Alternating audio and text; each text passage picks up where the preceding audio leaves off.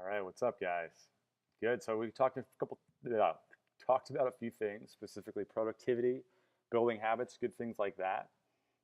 And I just want to be clear, there's no agenda on here. Like this isn't some sort of video series. I'm just doing this because I never get a free office like this, and I've just got a lot of good energy today. So I just want to share all this. So like, there's no, I'm not trying to like sell you anything or anything. What some I want to talk about is investing, and it's not even investing.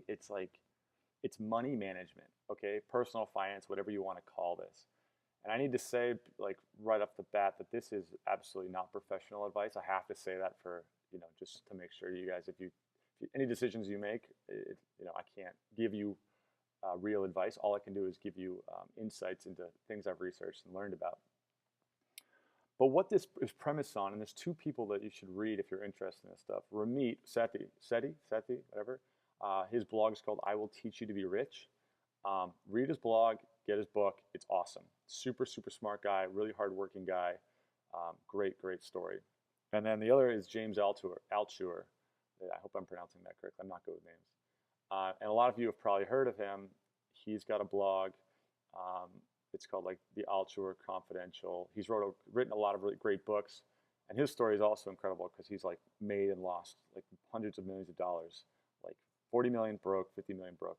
It's just super smart about this kind of stuff.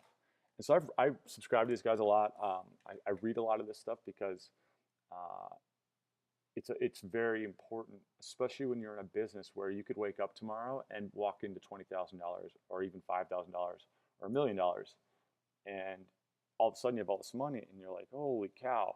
And we might think, I know for myself, what happened is that I thought I was smarter than the average person with money, and back in 2012, 2013. I started to make a lot of money, way more money than I ever made before. And I was like, oh yeah, like I'm a smart guy. Like I went to college. I know what I'm doing. I'm obviously a good businessman, blah, blah, blah, blah, blah, like blowing up my own head. And be like, oh yeah, like those idiots who win the lottery and then they lose all their money. Like, that's just because they're buying like Ferraris and shit. And what I learned is that it's actually a lot easier to lose your money than you think it is. And luckily, I've been fortunate. I've been smart and like whatever.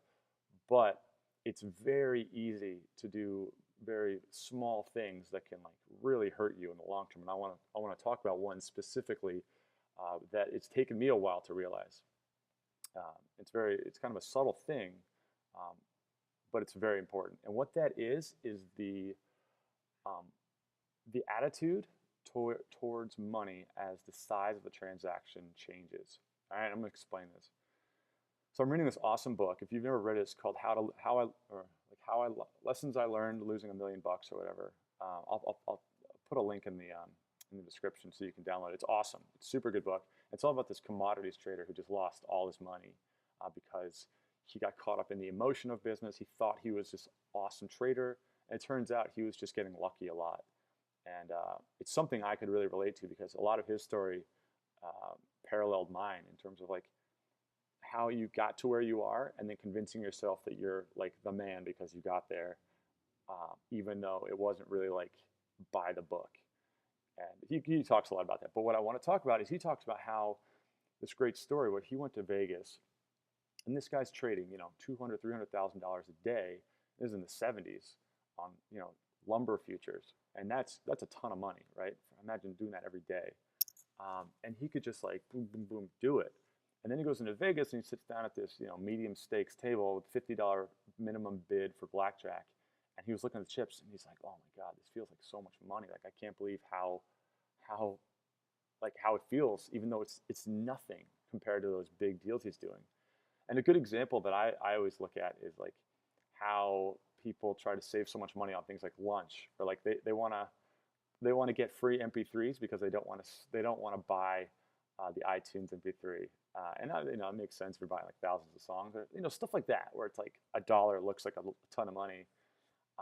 But then you look at the big purchases in your life, and they're not nearly as cutthroat or critical. And this is like a very, very common thing that happens with entrepreneurs who don't learn like hardcore like financial like fundamentals, like which is essentially emotionless use of money. This is a very common behavior that happens, and it's one of the number one reasons why people can't get ahead. They can't accumulate wealth, and they can't get rich based. Their money can't be working for them. And so what happens is that when you have bigger expenses, um, for example, a house or a wedding or something like that, and the price tag is the difference between like 125,000 and 130,000. The idea of negotiating that, you're just like, whatever, like let's just get it done. And what you don't realize is that $5,000, you're looking at like 2 years worth of like $15 versus a $10 lunch, or that's 5,000 MP3s that you didn't have to go spend 20 hours or 200 hours downloading on some other site. And that's where it gets you, is when you're very critical of the small purchases. So let's say you're hiring a VA and you're haggling over like $7 to $8, but then you have some huge like $25,000 app project and you're more lenient to go up to 28 grand. You don't have the same like I need to make sure that this is the absolute best deal I can get so that my ROI stays intact.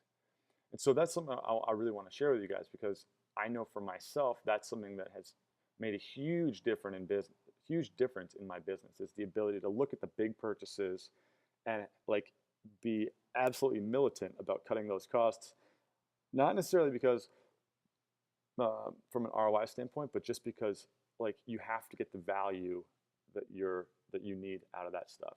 So as you go into, as you look at your portfolios, and especially as you grow and you start to gain more money, look at what your costs are, and you'll probably realize that there's a few big costs that are taking up a majority of your monthly expenses, and you're probably not negotiating those nearly as hard as some of the small things. Like you might cancel your $9.99 Netflix membership before you go and like really push your developer or designer to get a lower price, or just find a new one. Things like that. That's a really important and really critical personal financial rule that will make an enormous difference down the road, and to not only accumulate money but to keep it. So I hope that helps. I hope that makes sense. Right on, and I'll start doing more of this kind of stuff, because I think a lot of people email me about it. So hopefully it's interesting. All right, see you guys.